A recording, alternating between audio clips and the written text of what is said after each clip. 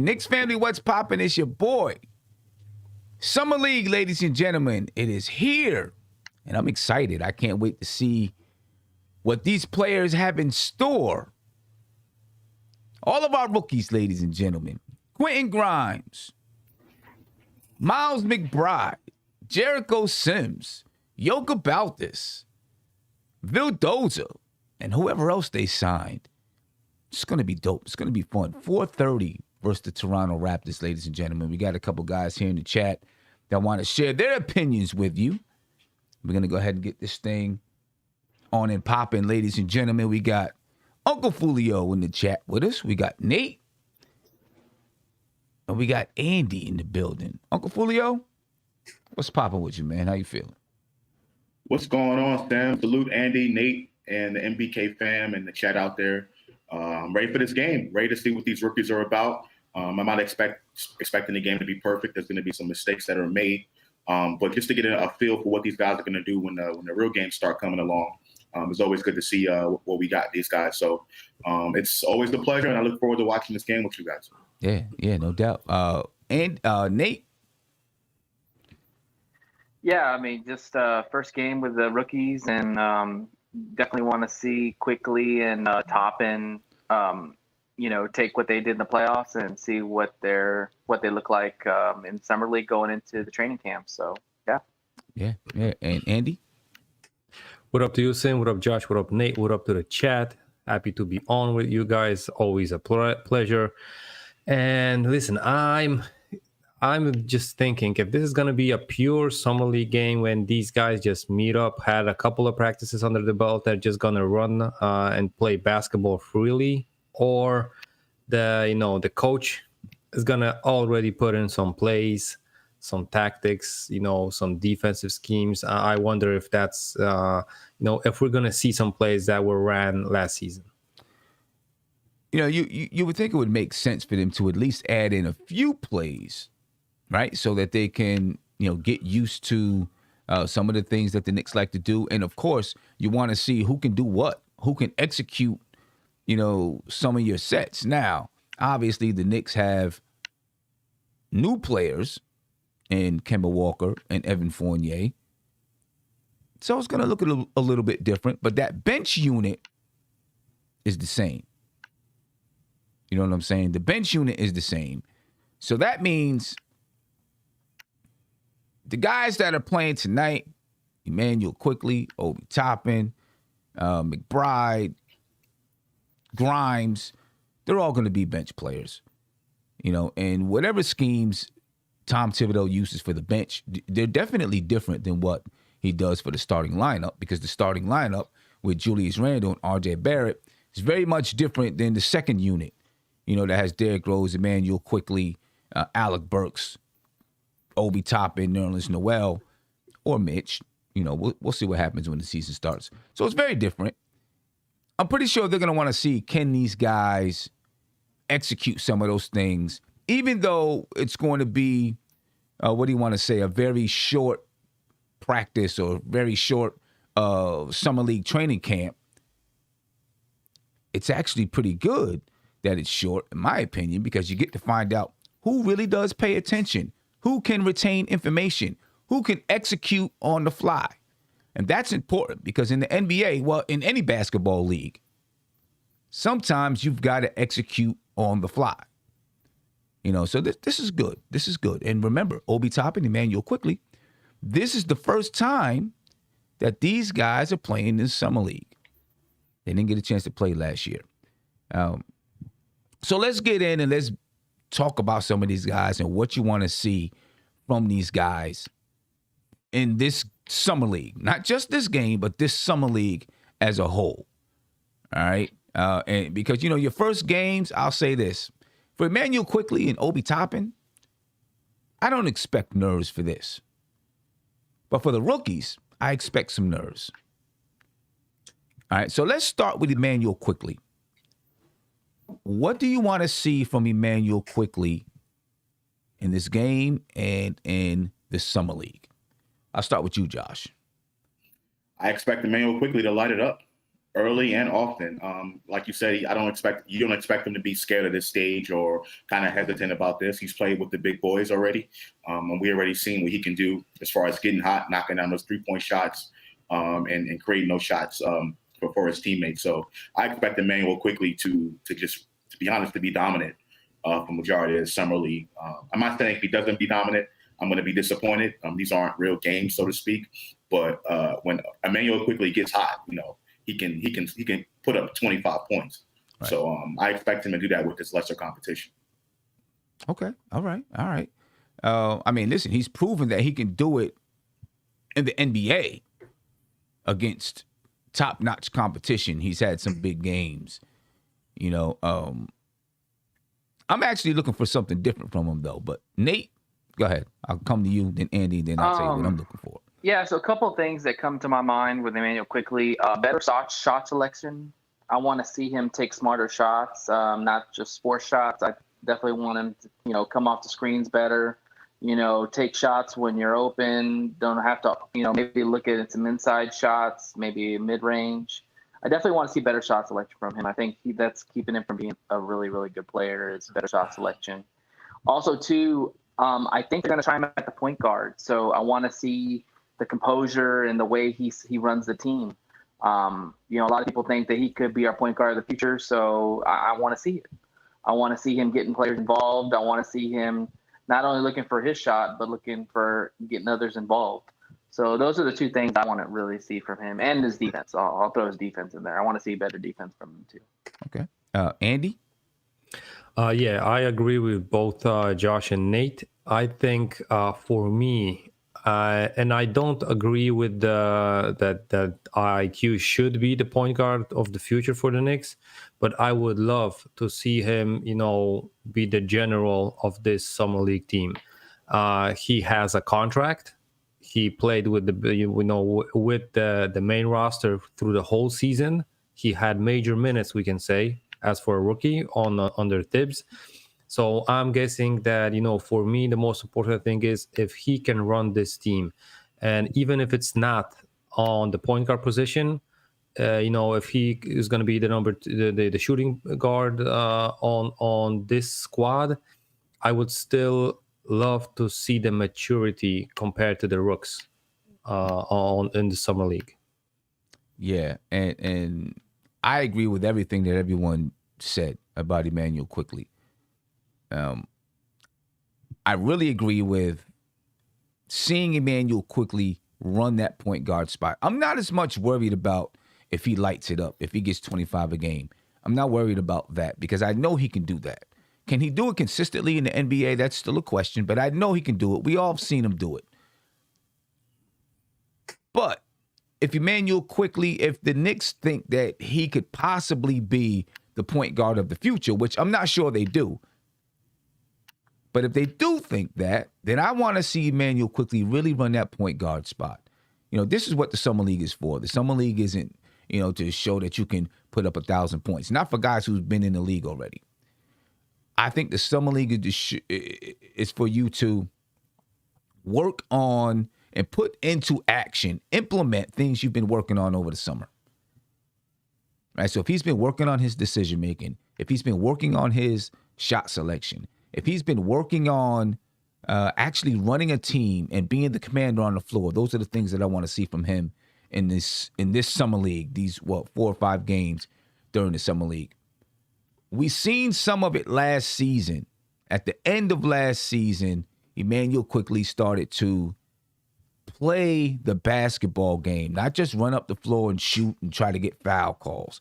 He started to actually play the basketball game. Learn how to, he was a little bit better in the pick and roll. He was a little bit more patient and letting guys run through their sets before he passed the basketball. I want to see some more of that from Emmanuel Quickley. And listen, he should be motivated because now McBride is there. And I'm sure Tom Thibodeau really does like McBride. I'm sure Emmanuel Quickley has seen on social media that Tom Thibodeau was in favor of bringing in McBride. And it doesn't mean that he no longer likes Emmanuel Quickley. But if I'm Quickley, I'm looking and saying, okay, you brought in a guard. Now, I really got to prove myself.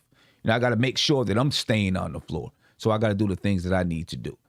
And in interviews, everyone's going to say, oh, it's great to have all this competition and, it's just going to make us better. And it's true. But somewhere inside, they're competitors and they're saying, this guy's not taking my spot. Right? I have a girl that plays for me. And anytime I bring in a new guard, the first thing she asks me, is she better than me, coach? Is she better than me, coach? That's the first thing that she asks me because she wants to know if this girl is taking her spot or is going to take minutes from her. And, I always got to, try to preach to her like, listen, don't worry. We got a team. We're all going to work together. But I admire her spirit and her want to be on the floor. You know what I mean? And she's never negative towards anyone. And she tries to help and work with everybody to make sure that they understand what we're doing and our plays and all that kind of stuff. But she's a competitor. And I admire that. So those are the things that I want to see from Immanuel Quickley starting today in this summer league. Obi Toppin. Let's talk about Obi. There's a lot of things I want to see from Obi. Josh, I'm going to come around to you. What do you want to see from Obi Toppin? Last year's number 8 pick.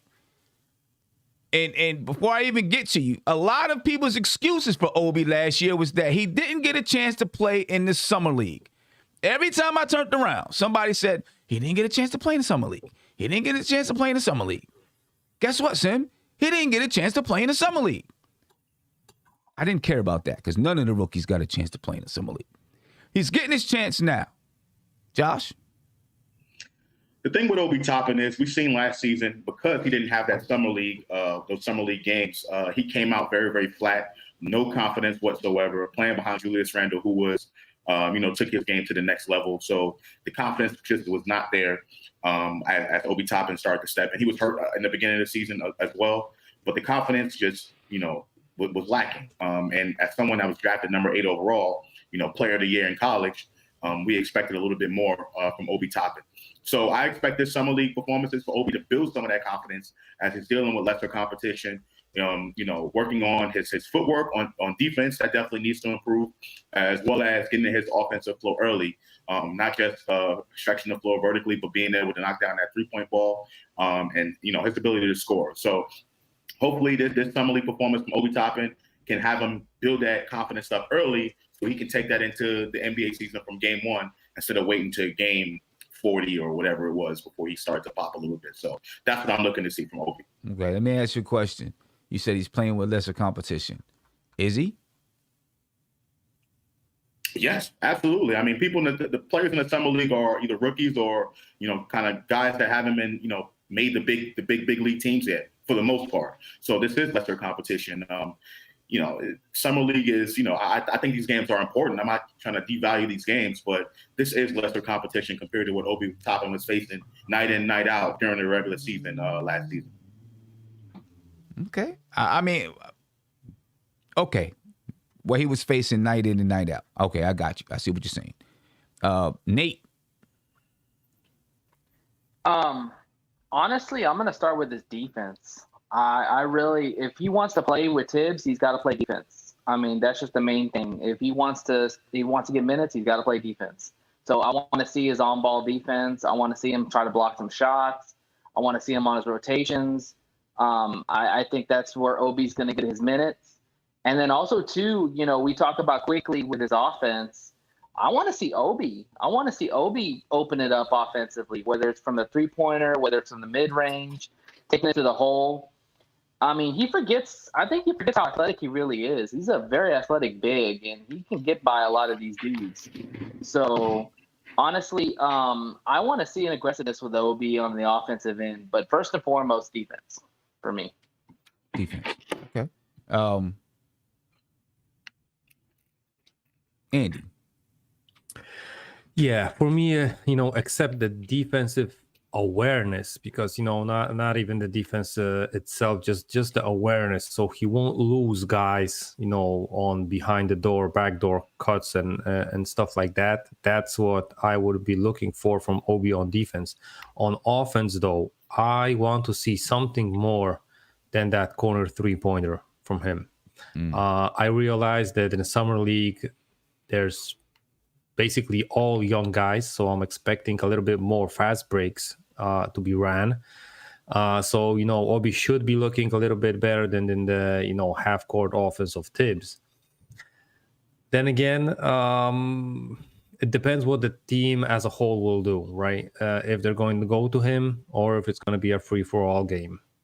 So we shall see. I'm not going to say that I am expecting Obi from college with the numbers and the, let's call it, leadership.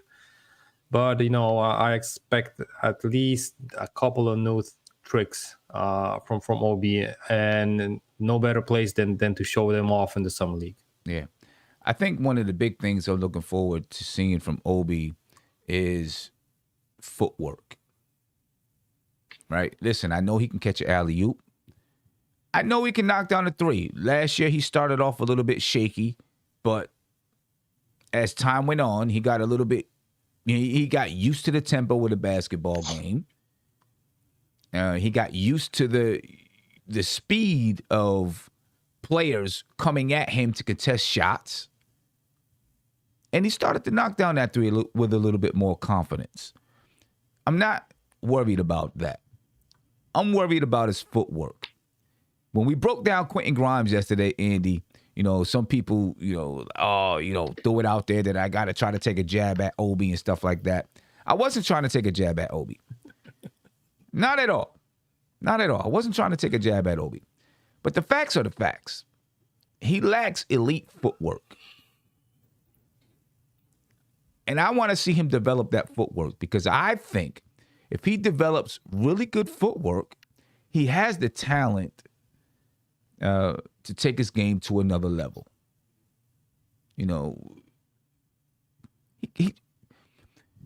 People always compared him to Amar'e Stoudemire, because he can jump and all that kind of stuff. But I compare him to Amar'e Stoudemire because of, I guess, the lack of fundamentals that he had, right? Amar'e Stoudemire had talent. Clearly, he had talent. I mean, he's borderline Hall of Fame, and I said borderline. Some people will say he is. Some people will say he isn't. So I say borderline Hall of Fame on talent alone without having great fundamentals. And if you know the history of Amar'e Stoudemire, he popped around from school to school, Newburgh, Florida. He popped around all over the place and played for different coaches. So, there's a lot of loopholes, a lot of holes in his basketball education. And I feel it's the same way for Obi. Because Obi popped around too. Right? So the comparisons with Amar'e Stoudemire mostly had to do with his style of play, but you can also compare his basketball education to Amar'e Stoudemire. And I feel like there's a lot of holes in his game or a lot of holes in the fundamentals of the game because of him bouncing around from place to place. And so I think, developing his footwork was missed because he was such an extraordinary talent. Although it took a while for him to even be able to dunk the basketball, that probably had more to do with his footwork and technique than it did with his actual athleticism. So I want to see him work and develop those fundamentals, develop the footwork, understand how to attack a player using angles, understand how to defend a player using angles. Those mental parts of the game he needs to develop as well. I'm not worried about if he dominates out here in Summer League. I want to see him work on things. And it's going to be like that anytime we have a player like Quickley, and Kevin Knox was supposed to play, but he's not going to play. Anytime that we have a player that's been in the league and they're playing in the Summer League, I want to see what they've worked on. And those are the things I want to see from Obi. Evergreen, what's popping with you, my man? How you feeling? What do you want to see from Obi? And then I'll let Peace and love to everybody. Peace and love to the chat. What's going on? What's going on? And then I'll let you swing back around to So Quickley. what I want to see from Obi.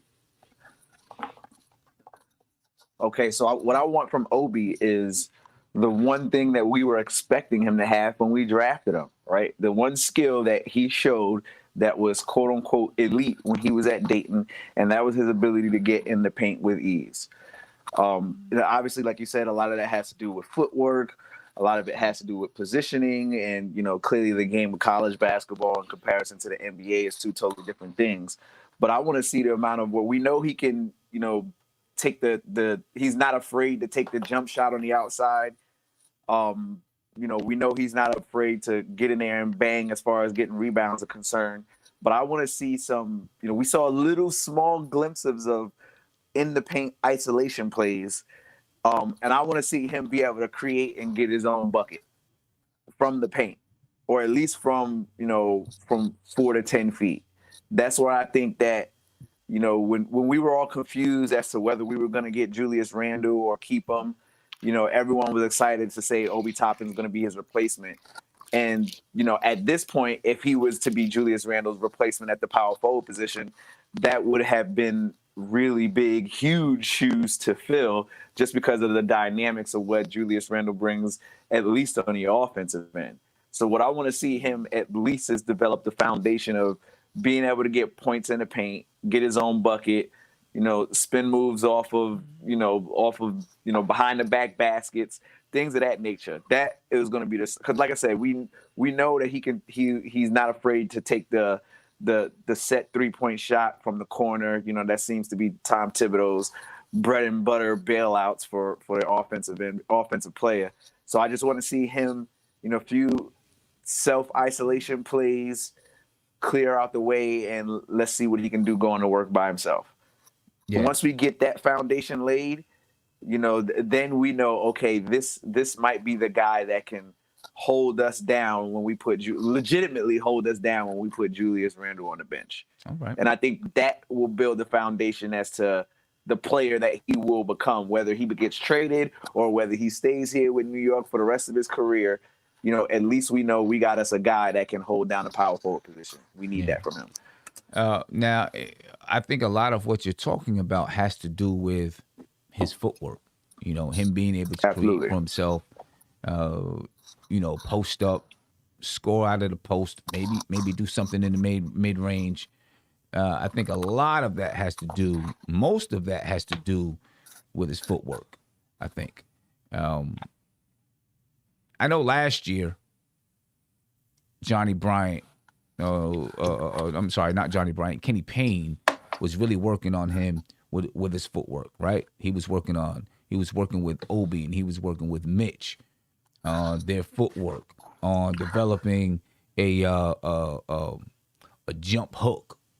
Before games, they'd be working for 2 hours before the game at the Garden, developing and working on that jump hook. Obi and Mitch would both be out there shooting threes. Obviously, from Mitch, we never seen it in the game. Obi, we did. And I did notice even early in the season that Obi's footwork was a little bit better. He had his feet shoulder width apart when he would go into the lane and try to explode up. From time to time, I would still see that his feet would be very, very close together, even when he shot a three. If he was in a catch and shoot situation and he pulled it up from three, sometimes his feet were just really, really close together. He didn't have a strong base. But as time went on, I could see him working on it and developing it, and I could see his footwork getting better in the game. All right. We'll see what Obi brings to the table starting today. Now, those are the two players, and Kevin Knox was supposed to play, ladies and gentlemen, but he's not playing due to COVID-19 protocol. At least that's what is in the news. I don't know. I see Evergreen laugh about it. At least that's what's in the news. I don't know. Could be something else, but I'll trust the Knicks on this one. I'll trust the Knicks on this one. Now let's get to our rookies. All right. We have Quentin Grimes. We have Myles McBride, Luca Vildoza, Rokas Jokubaitis, Jericho Sims. These are our rookies. Let's start off with Quentin Grimes. We broke him down yesterday in the Coach's Corner. Make sure you guys go check that out. Josh, what are you expecting? What do you want to see from Quentin Grimes? Can you hear me? One of the reasons why we drafted Quentin Grimes was because of his 3-and-D potential, right? His ability to knock down that long jump shot, as well as be a really good on-ball defender for the current team, because that was a big need that we needed to pick up in the offseason. So I want to see him exhibit some of that. I watched some of his highlights in the NBA draft combine. His go-to move really is that step back three. You know, his ability to come up screens and knock down that 3-point shot. So I really, really like that part of his game. So I want to see him essentially the same thing with Obi, pretty much gain confidence, because I feel like that shot, we will need that shot in the regular season. So I'm looking for Quentin Grimes to kind of be the focal point, being that, you know, the top draft pick for the Knicks this season. And let's see if that game from college is able to transition over into the NBA. Okay. Nate? Ability to shoot the three, be aggressive getting to the paint, and also to the defense, on-ball defense. I really think that a lot of people don't talk about his defense, and he's a really good defender, but the ability to be able to play good perimeter defense. Okay. And I think he can. Honestly, I don't think. I mean, I know you say that's what you're looking forward to seeing from him, but I don't think that's going to be a problem with Quentin Grimes. And please excuse my animals in the background, going crazy because somebody rang the doorbell. Nate. Yeah. And I meant Andy. I'm sorry, not Nate. Yeah. Like we said yesterday, I think other than the free fall of the game, and I think the faster pace, which Quentin Grimes can be even a playmaker run up with the ball up the court, I'm expecting nothing more than showing 3-and-D players' skill set, which is defense and shooting that 3-pointer. I think he might try to show out that mid-range game. But like we said yesterday, it's still lacking, and it's probably not going to be useful for him on the NBA courts. So I'm not looking for him to go on the first game for the Knicks to go more than he can do and try even that. So I'm gonna be happy if he's just gonna show us what he can really do. Okay, and Evergreen. So we're all aware that this kid can shoot. He's a lights out shooter, which is fine. I want to see what he can do on a mid range. We know what he did in college as far as his 3-point percentage. We know what he's good at as far as 3-and-D. I want to see him, being able to, curl off screens or, come off a high screen and roll, dribble drive into the paint, pull up mid range jumpers, because I know he can be a good, pick and pop 3-point shooter, coming off screens, 3-point shooter, good set 3-point shooter. Like, we know that he's good at that. But I want to see the rest of the side of his game and see how it translates, at least in this section in the G League, to see if it might be worthwhile in the big leagues. And Legion of Knicks, Guillermo from Legion of Knicks, he had an amazing video that he put out on teams that, part of his segment was teams that shot the mid-range jumper at a high percentage, high amount of attempts, high percentage of makes. Those are considered as the top teams in the NBA from 4 to 14 feet. So I'm not, like, I get the league has quote unquote changed and we've all moved over to the 3-point shot, but the mid-range jumper has extreme value. And I want to see, obviously it's a little bit harder to get into the mid-range. I want to see players being able to fight off screens, get into the mid-range, pull up jump shots. That's what I want to see from this kid, because I already know he can shoot. I already know he can come off screens and shoot. We know this already. We know he's a clamp down defender on the perimeter. We know this. I want to see him get into the mid-range jumper, force his way into the mid-range, and see if he can knock down those type of shots. Okay, and I agree with you, Evergreen. I want to see his ability to create for himself, to see if that ability is still there. We broke down yesterday, his growth and his development from high school to the NBA Combine. And when you watched him in high school, he was a heavy ISO player, probably out of necessity. He was the primary ball handler, and he basically created for himself, which allowed him to created for himself, which allowed him to create for others. So when he got the basketball, he was looking to score. And then when he penetrated and collapsed the defense, he'd kick it off to, whoever. Right? That was his basketball game. He was a little lazy on defense from time to time. Right? And that could have been his coach saying, hey, don't worry about getting fouls. We need you on the offensive side of the ball. Because when you're in high school, you have varying levels of talent on your teams. Right? And sometimes your best player, you just got to make sure this guy or girl is on the floor. So from being that player in high school, you see him progress through at Kansas. He started to become an outside shooter. Also a guy who can score on a fast break. From time to time, he would still create for himself. Went to Houston. He became a little bit more of a 3-and-D guy, and you can see that he's a 3-and-D guy. And a fast break guy. And then now, Coach Sampson in Houston really, I don't want to say forced him, but ingrained the defensive mindset into him. He had it already because you could see it in Kansas. He would hustle. He'd get on the floor, and he has a good nose for the basketball, but it wasn't always there. Maybe because, he had some leftover habits from being in high school. In Houston, they brought it out of him, right? And now he is that hard-nosed defensive type of guy. Already has a strong mindset. The way he had to rebound, from being a five-star recruit to possibly not even being in the NBA draft for a couple of years, or he wasn't. Scouts weren't looking at him to go to be drafted. Now he's a number 25 draft pick in the first round. So I want to see, I know I went all around and said all of that, but I want to see, can he go back and bring some of that ability that he had in high school back to create for himself when it's necessary?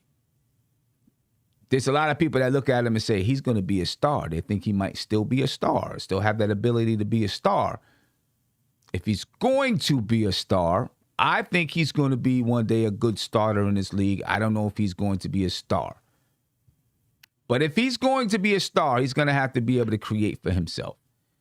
That's what I'm looking to see in this summer league. Can he get the ball in the pinch post, 2 strong dribbles, step back, get to the bucket? Does he have, what kind of a poster? What is his post-up game going to be like? I know he's got to work on it, but does he at least have the ability to have some kind of a post-up game? That's what I'm looking for from him in this summer league. Let's talk about Myles Mcbride.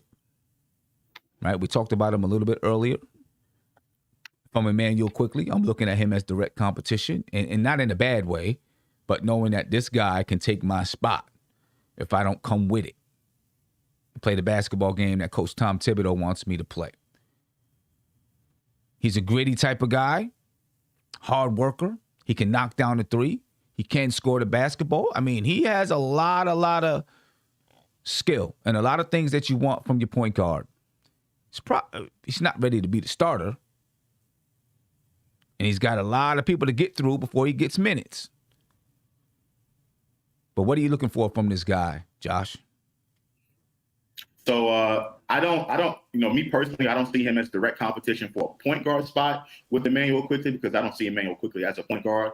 However, in a guard rotation, a heavy guard rotation, I can see where Myles Mcbride could take some minutes away from Quickley and all the rest of the guards. As far as Myles Mcbride specifically, I know Evergreen touched on the mid-range game. This kid has a really good mid-range game. I like his ability to take 2 steps and get in that mid-range and knock down that jump shot. That is a money shot for him. He was able to do it all throughout college. And, all the highlights that I've seen of him, that seems to be his go-to move. Also, just like Quentin Grimes, his ability to be a dog on defense, his ability to lock up and guard up.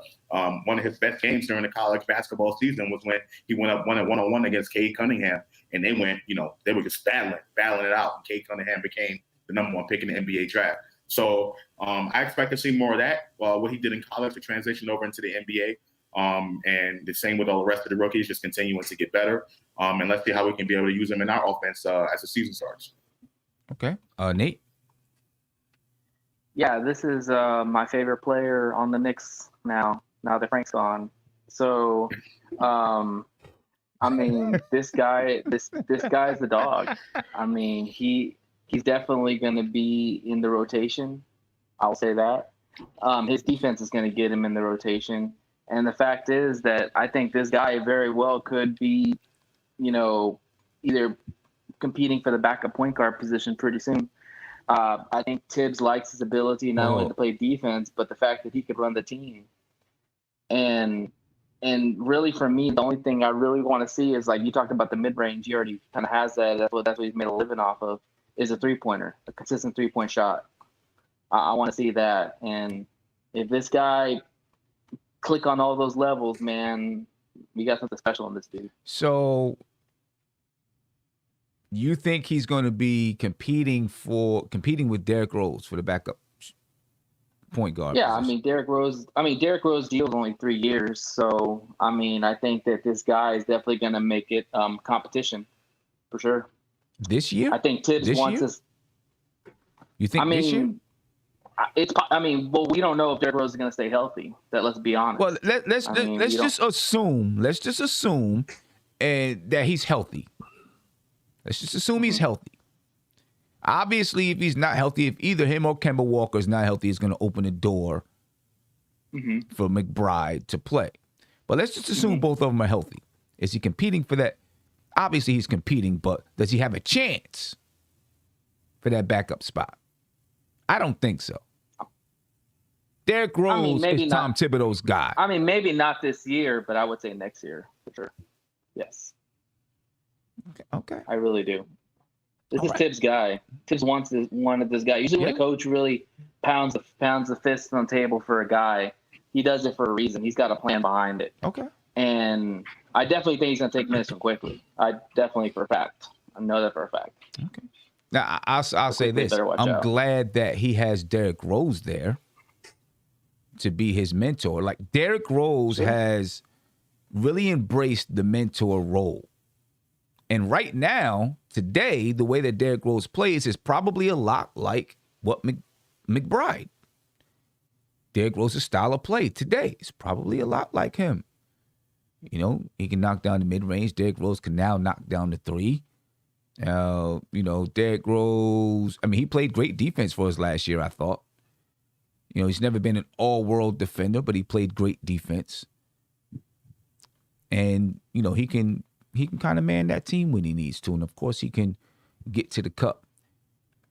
I think he's going to be a really good mentor for Myles Mcbride. And if I'm McBride, I'm ecstatic to say, wow, I got Derrick Rose and Kemba Walker here to compete with in practice as much as they're going to practice. We'll see how much they're going to practice. Them guys might not even practice. I don't know.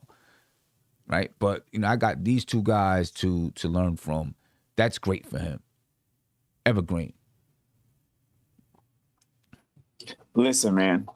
So this kid McBride, he literally has one of the most underrated, obviously the guy's injury prone, one of the most underrated point guards in the league in Kemba Walker, and Tom Thibodeau's most favorite point guard that he's ever had play for him in Derrick Rose as his mentors. I'm not worried about this kid McBride on the mid-range side. I'm not worried about him as a three-point shooter, and I'm definitely not worried about what he can do on defense. We saw what he did against Cade Cunningham. Let's not even have to get into that. What I want to see is decision-making. What are his healthy decision-makings out of the pick and roll? What decisions does he make? Even like just little small intricate passes. How he decides to pass the ball on the left-hand side. How he decides to read the defense to get the ball into the paint to the open man or the post-up man. How he, like, when does he decide to take that first step after the screen is set? Like, those little small point guard skills is what I want to see. just because I already think that everything that this kid brings to the table is a significant upgrade than what we had with Elfrid Payton, right? So I just want to see what he can. I just want to see what he can do, just like basic basketball point guard fundamentals. I mean, we as Knicks fans, we have this thing where we haven't had point guards forever. So when we get one, when we get a new one, everyone wants to analyze the intricacies of this game, and I'm right there with it. It's kind of like this kid might be too good to be true with what we wanted. Like, we've been yelling and screaming. We don't want a shooter at the point guard position. We want a guy that can drive and get to the mid range. And this guy has got it. So on face value, it looks great. But what I don't want is for all of the other basic point guard skills to take to the wayside. So I want to see how he makes his decisions, like even basic things like what side of the court is he running up when other team, when our team is running the lanes. Is he taking the middle of the court? Is he, fading off to the right side of the court? Like, I want to see those little small things before I start to make my decisions as to whether he's going to be the guy that's competing for an off the bench spot, especially not in this rotation. I would say at least for the next 2 years, whether Derrick Rose or Kemba Walker eventually gets traded off of this team or not, I don't see him.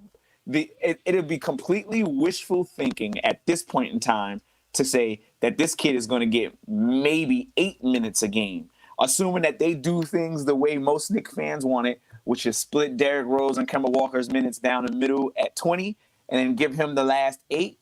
Like, that's the best that we can think about getting from this kid. So at worst, I want to see what he can do as far as basic point guard skills. That's it. Basic point guard skills. Okay. Can I ask a question real quick, Sam? How come everyone brings up Elfrid Payton when we talk about like a rookie point guard that got drafted in the second round? I mean, where's the comparison with that? This kid, right now we're talking about this kid just getting better or even trying to slip some minutes out. But how come there always has to be a comparison to Elfrid Payton and what Elfrid Payton did last year?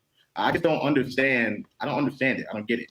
You know what I'm saying? I'll tell you why. I'll tell you why. Because everyone, we all have this thing where we want to look and see what did we do in the draft and what did we do in free agency to get better, right?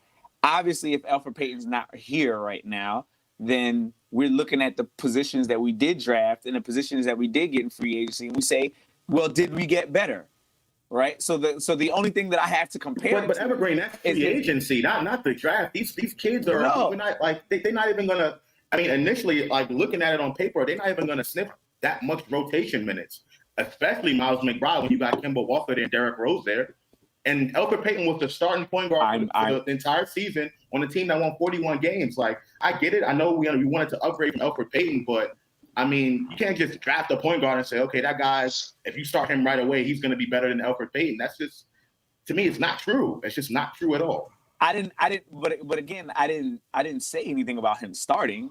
I said Elfrid Payton was the starter last year, though. That's what I'm saying. I got you. I understand, right? But when we drafted him, did we know that we were getting Kemba Walker? Let's be real about that. No, we didn't. At least on the fan side. Side. Okay.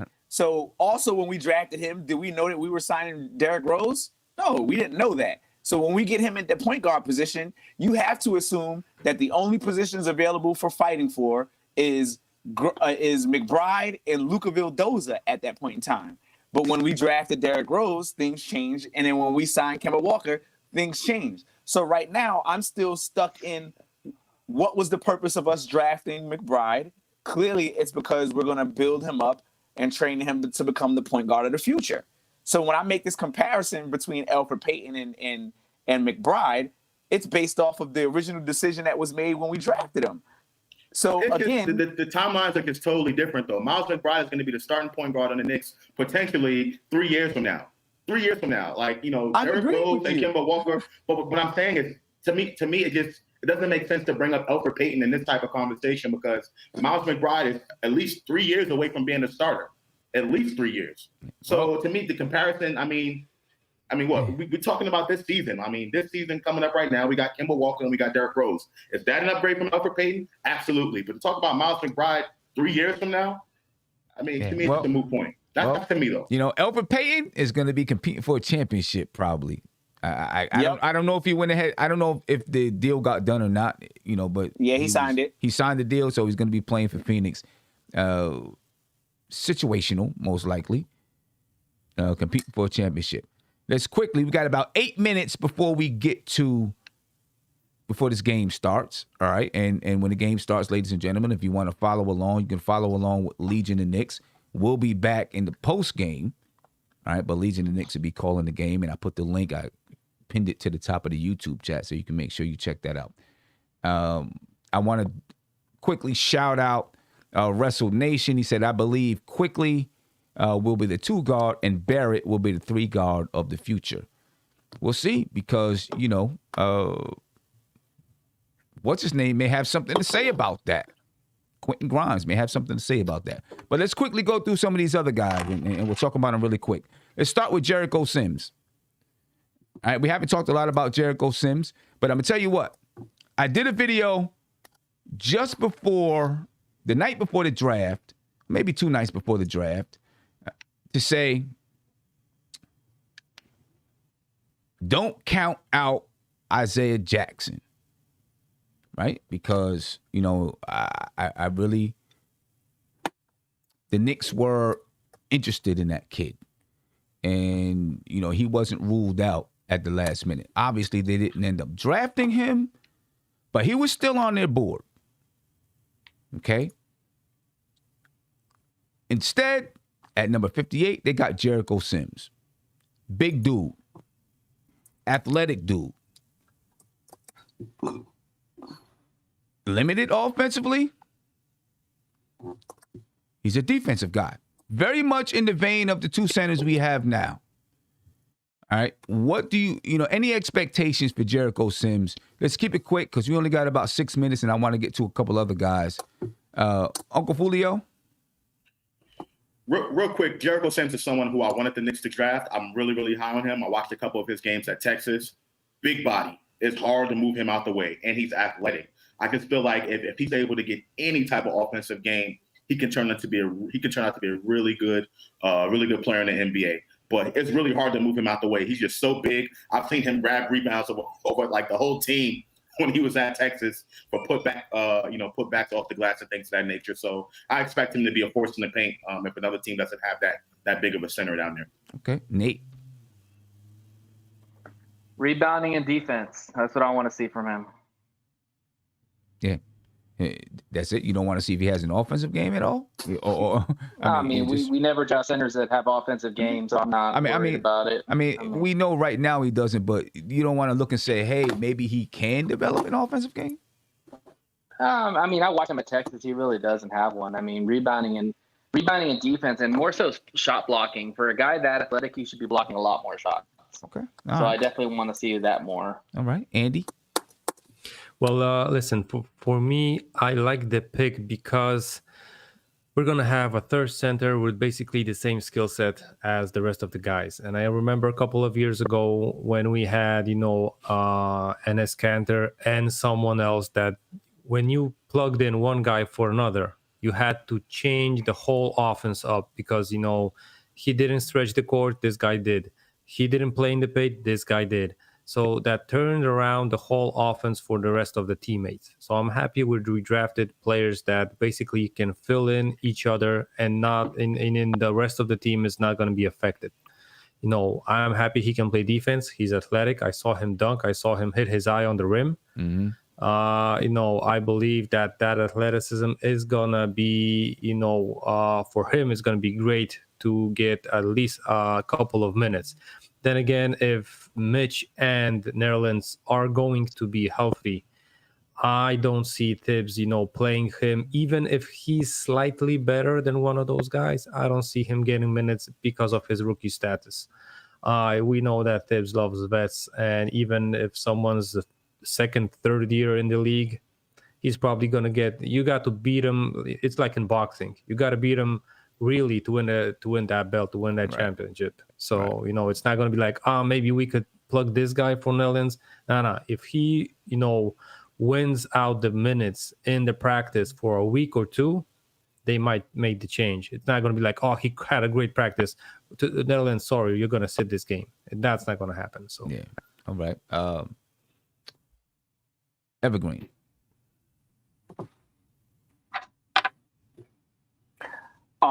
So I just want to point out that almost a month or two before the draft, with the number 58 pick, there was many articles saying that the Knicks should get this guy, right? That the Knicks were looking at this guy. So in other words, we got the guy we wanted at the spot that we wanted him at. All right. So whatever happens with this kid, I'm all for it, whether it's the development of an offensive side or, whatever decision is made for him to play or not to play. I know in my heart of hearts that we picked the guy that we wanted. So the team and the rest of the organization sees something in him. Right. And we know he can grab boards. We know he can, he's a big body and he can keep people out of the paint and things of that nature on the defensive end. Does he have a hook shot? Small little things like that. Does he have a hook shot? Does he have a second jump? Is he going to fight and battle for boards? Those are the things I want to see in a traditional big man.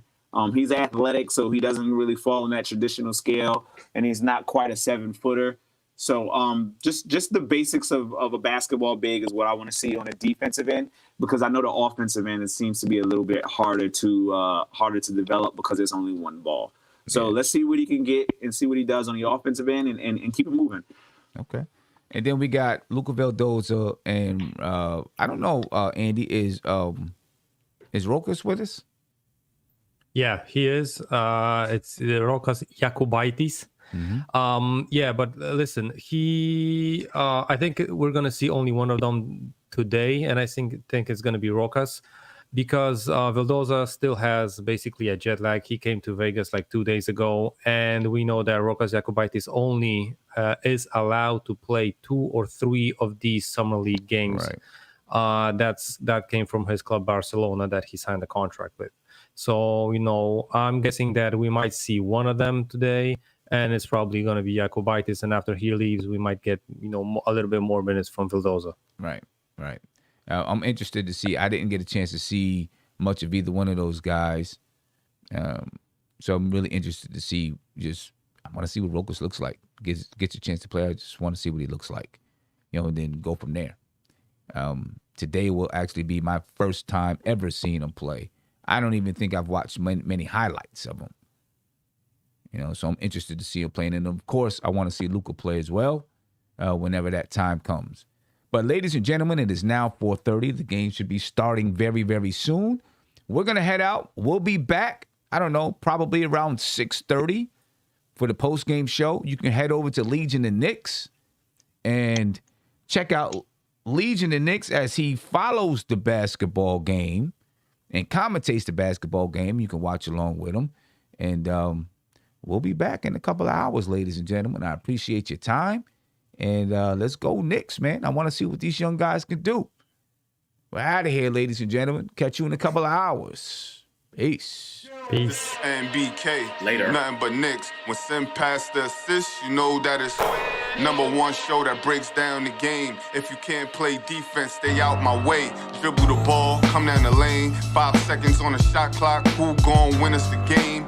You wanna hear Knick updates and trade rumors? Post-game reviews, this the place you tune in. So tell a friend just to keep the ball moving. Like the page if you feeling the movement.